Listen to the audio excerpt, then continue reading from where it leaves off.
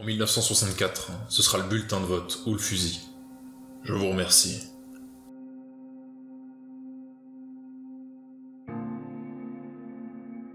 Il y a ségrégation lorsqu'on dépend de quelqu'un d'autre. On vous donnera toujours ce qu'il y a de moins bon.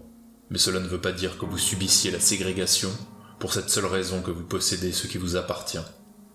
Il faut que vous soyez maître de ce qui est à vous.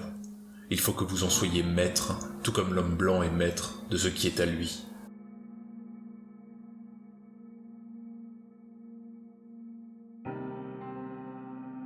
Je crois en une religion qui croit en la liberté.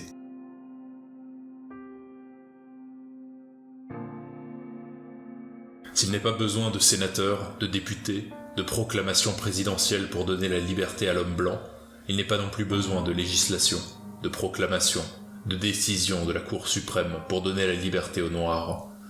Il faut que vous le fassiez savoir à l'homme blanc. Si ce pays est une terre de liberté, qu'il le soit, et s'il n'est pas une terre de liberté, transformez-le.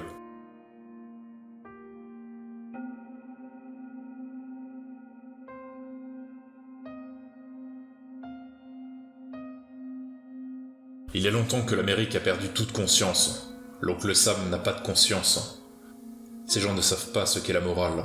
Ils ne s'efforcent pas de mettre fin à un mal parce que c'est un mal, parce que c'est illégal, ou parce que c'est immoral. Et ils n'y mettent fin que si cela constitue une menace pour leur existence. Vous perdez donc votre temps à en appeler à la conscience morale de ce failli d'oncle Sam.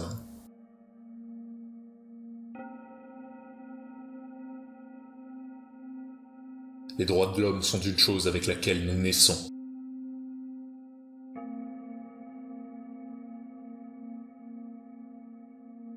Ne gaspillez pas vos bulletins de vote. Un bulletin, c'est comme une balle. Ne votez pas tant que vous n'apercevez pas de cible, et si la cible est hors d'atteinte, gardez votre bulletin en poche.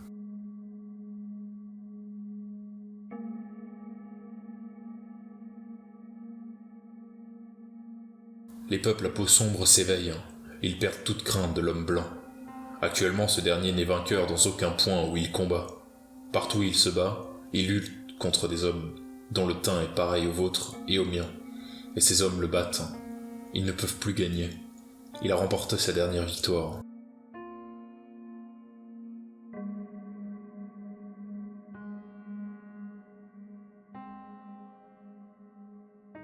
Que le monde sache combien les mains de l'oncle Sam sont sanglantes.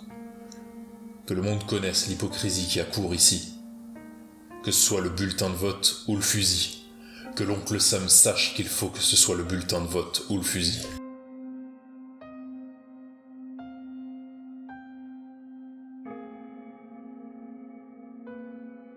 Tant que vous êtes dans votre bon droit, dans le cadre de la loi, en accord avec votre morale et la justice, mourrez pour ce en quoi vous croyez.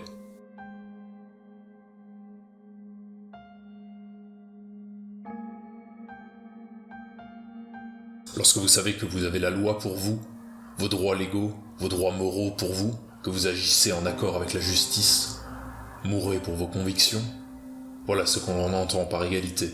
Ce qui est bon pour loi est également bon pour le jar.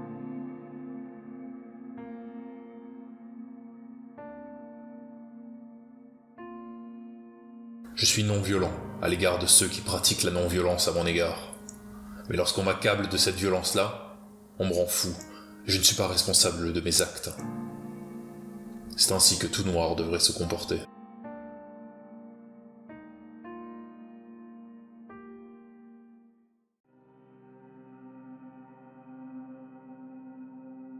Que l'on soit chrétien, musulman, nationaliste, agnostique, athée, il nous faut d'abord apprendre à oublier nos différences.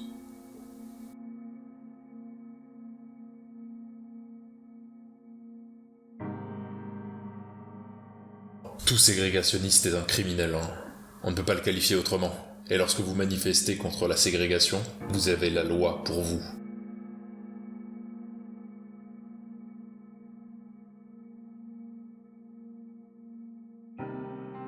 Lorsque vous revendiquez ce qui vous appartient, quiconque vous dénie le droit d'en jouir est un criminel. Comprenez-moi bien, lorsque vous réclamez ce qui est à vous, vous êtes légalement en droit d'en revendiquer la possession. Quiconque tente, de quelque façon que ce soit, de vous dépouiller de ce qui vous appartient, enfreint la loi et commet par conséquent un délit.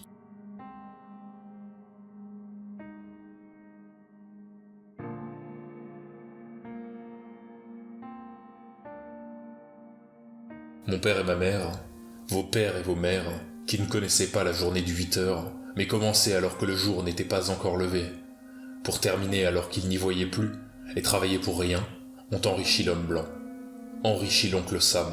C'est cela notre investissement, c'est cela notre contribution, notre sang. Non seulement nous avons fait cadeau de notre travail, mais aussi de notre sang.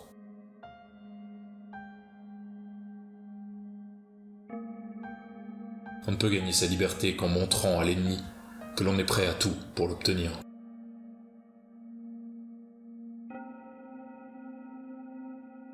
Nous ne sommes pas même aussi avancés qu'en 1954. Nous sommes en recul par rapport à 1954. La ségrégation plus considérable aujourd'hui qu'en 1954. Il y a davantage d'animosité raciale, davantage de haine raciale, davantage de violence raciale aujourd'hui, en 1964, qu'en 1954. Où est le progrès ?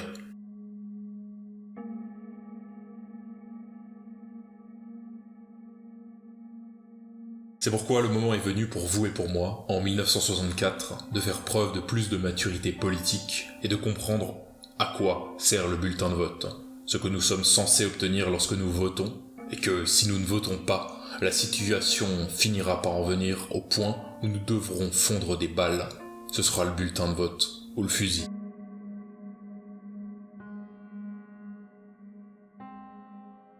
Le mal le plus pernicieux, le plus nocif sur cette terre est le racisme.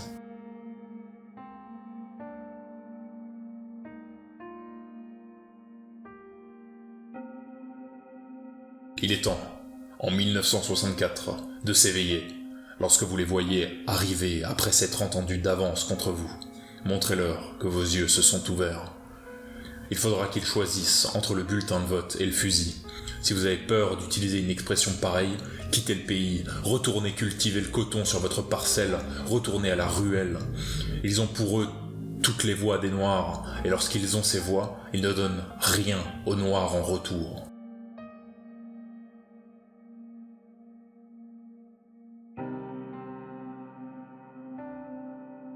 Le Texas est un État où règne la loi de Lynch.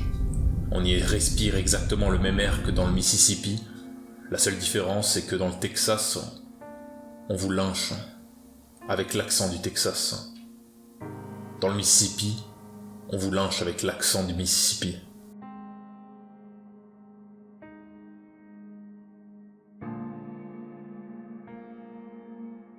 Aussi ne suis-je pas ici pour vous parler en tant qu'Américain, en tant que patriote, en tant qu'adorateur ou porteur de drapeau. Non, ce n'est pas mon genre. Je m'adresse à vous en tant que victime de ce système américain. Et je vois l'Amérique par les yeux de la victime. Ce n'est pas un rêve américain que je vois, mais un cauchemar américain.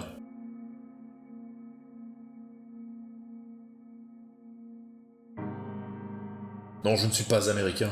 Je suis l'un des 22 millions de Noirs qui sont victimes de l'américanisme, l'un des 22 millions de Noirs qui sont victimes d'une démocratie qui n'est rien d'autre qu'une hypocrisie déguisée.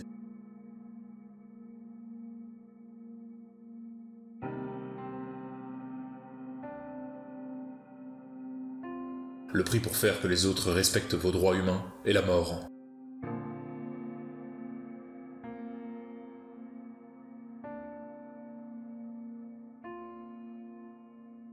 Eh bien, je suis un homme qui n'accepte pas de se bercer d'illusions. Je n'irai pas m'asseoir à votre table pour vous regarder manger, sans rien dans mon assiette, et déclarer que je dîne.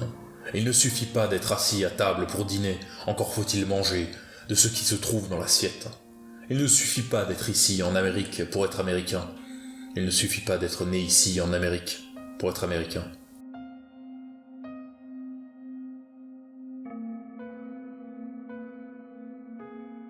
Je ne suis pas politicien, ni même spécialisé en sciences politiques. À vrai dire, je ne suis pas spécialisé dans l'étude de grand chose. Je ne suis pas démocrate, je ne suis pas républicain, et je ne me tiens pas même pour un Américain. Si nous étions Américains, vous et moi, il n'y aurait pas de problème. Ces Hongrois qui viennent de débarquer, ils sont déjà des Américains. Les Polonais, ils sont déjà des Américains. Les émigrants italiens sont déjà des Américains. Tout ce qui est venu d'Europe, tout ce qui a les yeux bleus, est déjà américain. Et depuis le temps que nous sommes dans ce pays, vous et moi, nous ne sommes pas encore des Américains.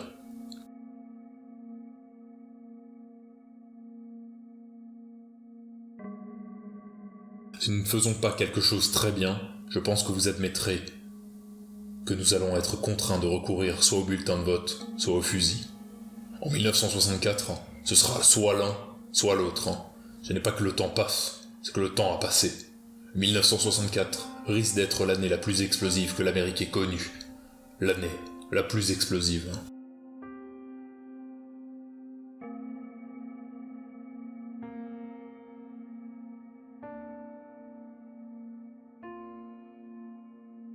Paix et liberté ne peuvent être séparés, car personne ne peut être en paix tant qu'il n'est pas libre.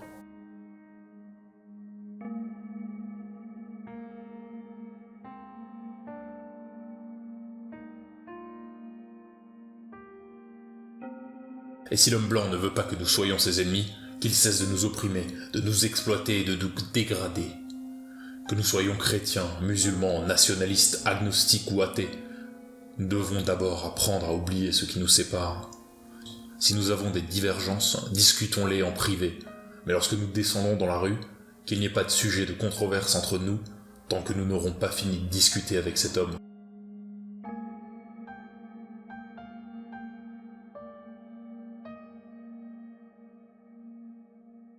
Quand un homme est triste, il ne fait rien pour changer sa condition.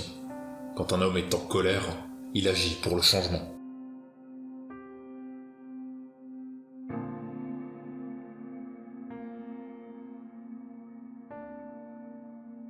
Que vous ayez fréquenté l'école ou que vous soyez analphabète, que vous viviez sur le boulevard ou sur la ruelle, vous prendrez des coups, tout comme moi. Nous sommes tous dans le même bateau, et nous allons tous recevoir les mêmes coups du même homme. Il se trouve précisément que cet homme est blanc. Tous, nous avons subi dans ce pays l'oppression politique imposée par l'homme blanc, l'exploitation économique imposée par l'homme blanc, et la dégradation sociale imposée par l'homme blanc.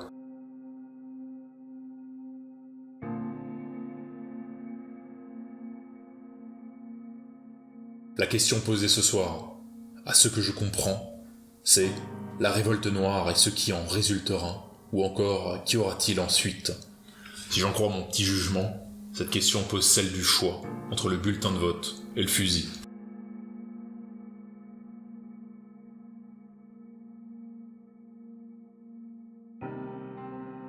Il faut reconnaître tout être humain, sans chercher à savoir s'il est blanc, noir, basané ou rouge.